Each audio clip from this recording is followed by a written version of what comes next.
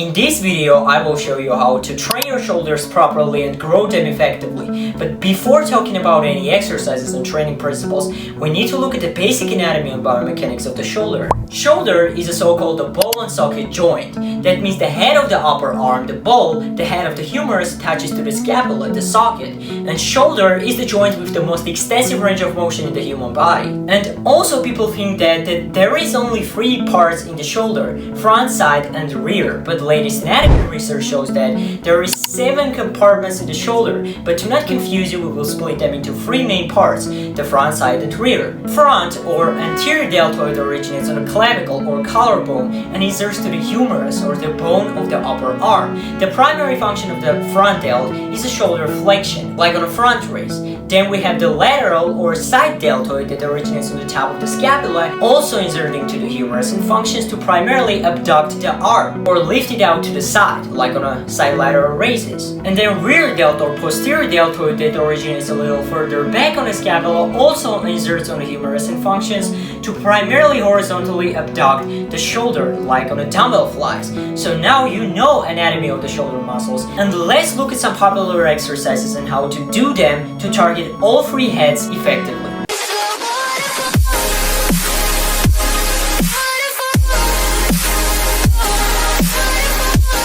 In order for exercise to be effective for muscle growth, not only for shoulder but on every exercise, it needs to check 3 boxes. First, it needs to provide high tension and good stretch, because now we know based on a lot of data that training in the stretched position is critical for maximizing muscle growth. And we know that mechanical tension is a primary driver of muscle growth. So that means muscle need to have sufficient load to work against in the stretched position. Second, exercise needs to be safe, especially for the shoulder, and it needs to feel good. It shouldn't cause you pain when you are doing it, and it needs to give you a good pump and mind-muscle connection. And third, it needs to have the potential for progressive overload. If you can't add reps or weight to that exercise over time, it's not good for muscle growth, because progressive overload is the only way to grow muscle. Okay, let's look at the front delt.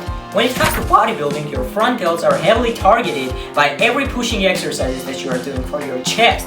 So the common mistake here is giving them a lot of volume. So one exercise for front delt is more than enough for maximizing its growth. I prefer a compound exercise, an overhead press. It is going to target your entire delt with more emphasis on a front delt.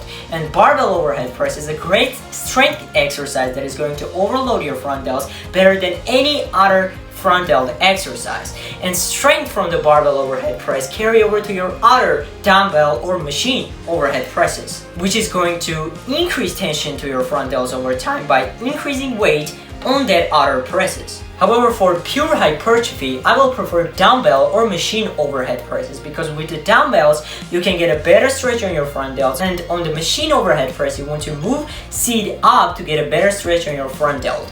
You want to control the negative and push your sets very close to or to failure, like by staying in the true RP 8 to 10 zone. You want to exert your front delts. If you follow a 6-day push-pull leg split, you can include 1 barbell overhead pressing movement on your first push day of the week for strength, and 1 dumbbell or machine overhead press on the second push day of the week for more mind-muscle connection work. Other front delt exercises like front raises are not necessary to include in your program, and they are really a waste of your time, because front delts are heavily targeted by all pushing movements, and 1 overhead pressing movement is more than enough to ensure their maximum growth. Now let's move on to side delts. And a very popular and obvious way to train them is by doing side lateral raises with the dumbbells. And that is still a good way to train your side delts, but there is a better way to do side lateral raises, and that is by doing them on the cable machine.